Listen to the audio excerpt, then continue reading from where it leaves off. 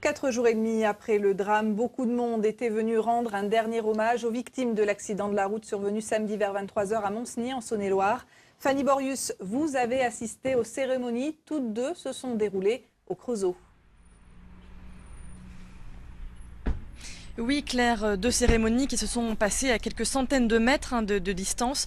La première ici, à l'église Saint-Eugène où je me trouve, il y avait tout à l'heure près de 500 personnes rassemblées pour dire un dernier au revoir à Hugo, Clémence et Clément. Une cérémonie pleine de recueillement, d'émotions, loin des caméras, comme l'avaient souhaité les familles. Pendant près d'une heure et demie, d'abord devant l'église, les proches des victimes se sont succédés pour dire quelques mots d'amour et d'au revoir à leurs enfants, leurs frères, leurs sœurs ou leurs amis. Une cérémonie qui s'est ensuite poursuivie à l'intérieur de l'église où là tout le monde n'a pas pu entrer et il était 5h moins le quart tout à l'heure lorsque les 3 cercueils ont quitté l'église pour rejoindre le cimetière de Monceny. Au même moment, une autre cérémonie avait lieu aux pompes funèbres du Creusot pour Khaled, Mehdi et Fredj, les 3 amis qui sont également décédés dans l'accident de samedi dernier.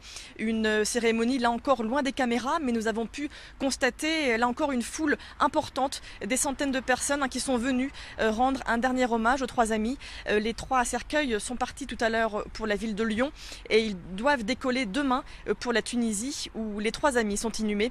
Le 4e blessé dans l'accident, Riyad, est lui toujours hospitalisé dans un état grave. Fanny, concernant maintenant les circonstances de l'accident, le procureur de la République a donné quelques éléments de l'enquête aujourd'hui. Oui, on commence à connaître un petit peu le scénario de cet accident.